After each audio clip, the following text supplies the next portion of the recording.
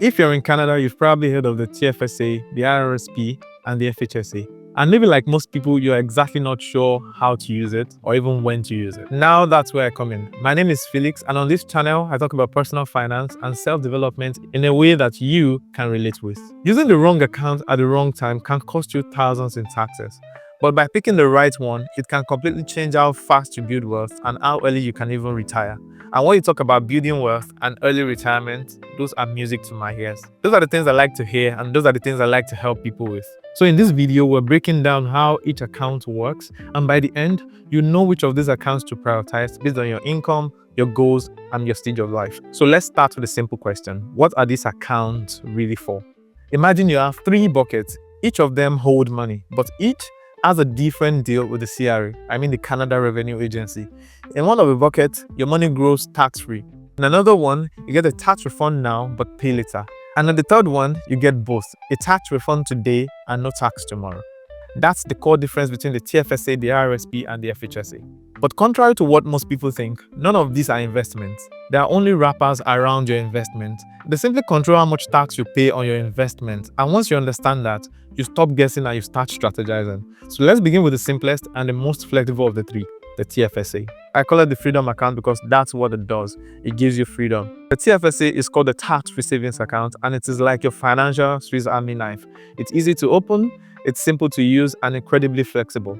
Every dollar you put in your TFSA has already been taxed. But from that moment on, every growth you get on your money, the dividends, the capital gains, it's all yours. It's 100% tax-free. So a quick example to drive home the point. Let's say you invest $10,000 in your TFSA over time, then it grows to $20,000. When you take out that money, the CRA doesn't take any cent from you. And here is the best part. You can withdraw the money anytime for any reason. You can use that money to buy a new car, you can use it to plan a vacation, you can use it as your emergency fund, or even use it as a down payment for your home. You can use it for anything you like. And that's why so many people use their TFSA for short-term and long-term goals. And I recommend as well. Now, there are things I want you to remember as you use your TFSA. There is an annual contribution limit that the government publishes every year. For 2025, for instance, the annual contribution limit is $7,000.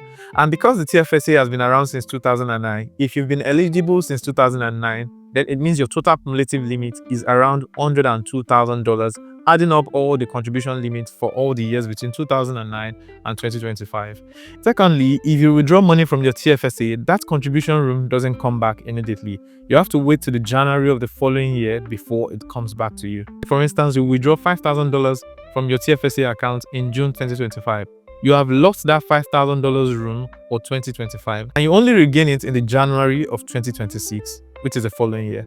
That's a common mistake that I see many people make, and it can trigger a penalty if you over-contribute. Speaking of penalties, the CRA charges 1% per month on any extra amount you put in beyond your limit. Always double-check your space on my CRA account before adding money. Given all these qualities and the beautiful things I've spoken about TFSA, the TFSA gives you flexibility, it gives you freedom. It is the one account that doesn't lock you in or tie your hands. It gives you freedom to grow your money and to withdraw it tax-free. And that's why TFSA is the best for beginners. So if you're just starting to build your emergency funds, or you're just starting to save, or even you're just starting to invest, let's say for instance you have $1,000 that you want to put into the stock market, or you want to start investing it, the TFSA should be your first point of call without any hassles. But what if you're earning more and you want to reduce your taxes now?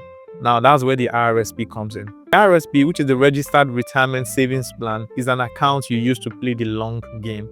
Think of the RRSP as a government's way of rewarding you for planning for your future. When you contribute in your RRSP, that contribution is tax deductible. That means it lowers your taxable income for the year.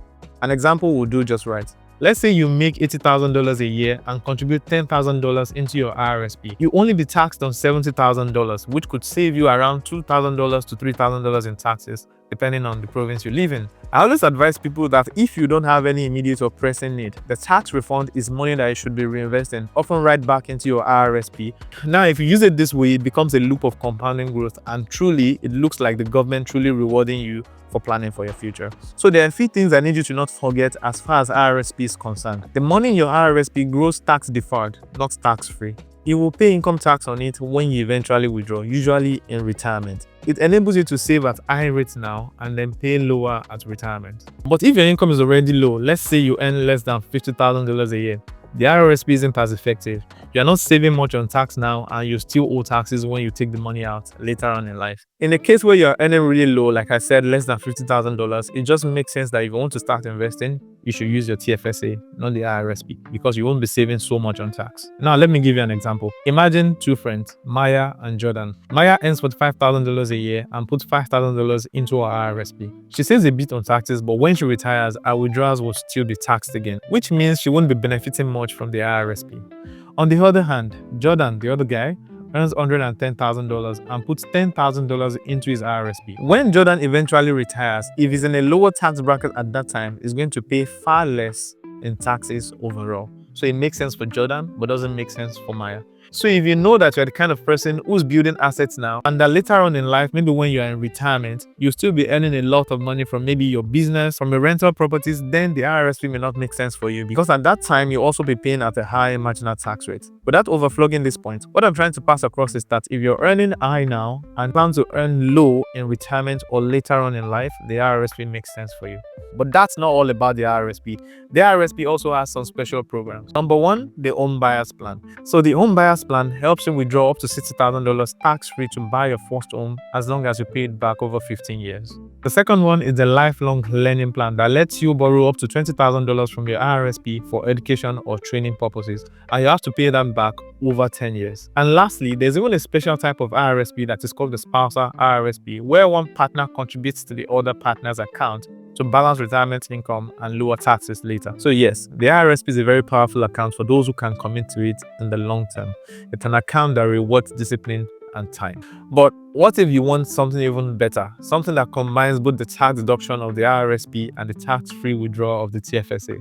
Now, that's where the FHSA comes in. The FHSA is the first home savings account, and I like to explain it this way. If the TFSA and the RRSP had a baby, and this baby inherits the best trait of both parents, then we would have the FHSA. So the FHSA was introduced in 2023, and it was designed to help first-time home buyers, but its benefits go way beyond that. So here is the magic formula. Like an RRSP, your contributions are tax deductible, but like the TFSA, your growth and withdrawals for a qualifying home are all tax-free. So you get the best of both worlds. You can contribute up to $8,000 per year to a lifetime maximum of $40,000. If you don't buy a home eventually, you can roll that money into your RRSP or RRIF, which is a registered retirement income fund. No penalties, no lost room. And if eventually you decide to buy a home, you can combine it with your RRSP home buyers plan to supercharge your down payment. Now imagine a power couple who wants to buy their first home. It means each individual can draw $40,000 from their FHSA and then $60,000 from their RRSP home buyers plan to supercharge their down payment. That's $200,000 that you can use to attack your purchase if you and your spouse qualify. Another good thing about this is that even if you're not sure if eventually you still buy a home, it is still smart to open an FHSA early, because unlike the TFSA where your contribution room keeps accumulating even if you don't open an account, for the FHSA you have to open an account before your contribution room starts to accumulate. So it's always a good idea to open it even if you're not sure if you will buy a home down the line. Think of it like planting a seed. You don't need to buy a home right away, but for every year you wait, you lose money and you lose growth and room you can be enjoying in your FHSA. So now you know what each account does. But the real question is, which one should you invest in first? So let's break it down. Before you even touch any of these accounts, either the TFSA, RRSP, or FHSA, there are a few steps that I think you need to take. There are a few things you should put in order. I call them housekeeping, and I'm going to run through them now before we begin to talk about how to use this account. The first step I recommend you take is to max out your employer-sponsored RRSP. I always say that this money is free money. Your employer might be willing to match up to 5% of your annual income. That's free money that you should not be leaving on the table. If you're qualified for this benefit at your job, go ahead and maximize it to the fullest. That's like getting 100% on your investment, and there is no investment that promises that. So take it and enjoy. Step 2. Before you start investing, pay off any high interest debt, credit cards, personal loans, anything over 6%, because no investment will be able to beat that 20 to 25 annual interest rate you're paying on your credit card. So if you have credit card debt, make sure you take care of that first before you start investing. Step 3. Build an emergency fund, at least 3 to 6 months of your monthly expenses in a high interest savings account. This will be your safety net before you start investing. In case of any rainy day expenses, you don't run to your investment to go and liquidate it. So now that we've taken care of that, let's talk about this account. The first one is FHSA. So if you're saving for your first home, it's a no-brainer. This account should almost be your first priority if you're eligible. Why? Because it gives you the dual tax advantage. You get a deduction today and your withdrawal is tax-free later. Even if you don't end up buying a home like I said before, you can roll that money into your RRSP without losing any room. It's literally a win-win. And I see no reason why you should not be using it if you're eligible for it, especially for newcomers in Canada who have not bought any home yet. Even if you're a student or you're on work permit, you're still eligible to open an FHSA. Go and open one, let it start growing, and by so you would have been preparing to buy your first home when you're ready. The second account you should be opening is a TFSA. That's if you want flexibility or your income is lower. If you're earning under $50,000 a year, the RRSP really doesn't save you much tax right now. The TFSA, on the other hand, keeps things simple for you. It's tax-free, accessible, and penalty-free for your withdrawals, especially if you're a new investor. Now, the RRSP. This is suitable if your income is high or you're focused on retirement. Once you're earning more, say over $80,000, the RRSP becomes powerful. Every dollar you contribute not only grows tax deferred, but also gives you a significant tax refund when it's time to file your tax. So in that very order, if you think of them like levels, your FHSA is your home ownership tool. Open it if you're eligible for it. Your TFSA is your flexibility tool. It's simple, it's easy, it's accessible. And lastly, your RRSP is your retirement engine.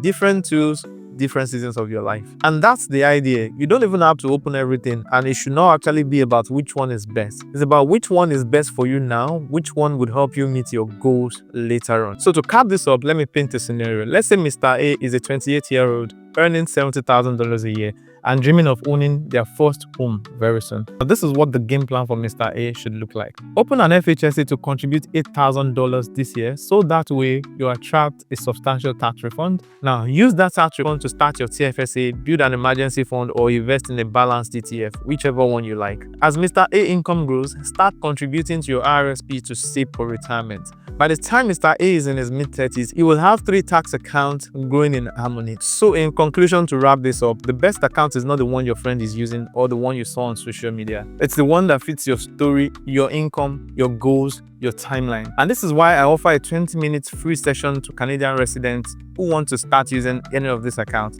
because it's not a one-size-fits-all situation. It is always advisable to sit down with a financial professional who can help you navigate these little challenges. So if you're a Canadian resident and you'd like to sit down with me, check my calendar link in the description below. So that's it. If this video helped you understand a little more about TFSA, RRSP, and FHSA, now the next video will take you a step further into how to actually build your investment mix inside this account. We'll cover which ETFs, index funds, and asset allocations make sense for your goals. Also, let me know what you think in the comment section. If this video was helpful to you, smash the like button so that YouTube can recommend it to other people like you. Until I see you again, my name is Felix. See you in the next one.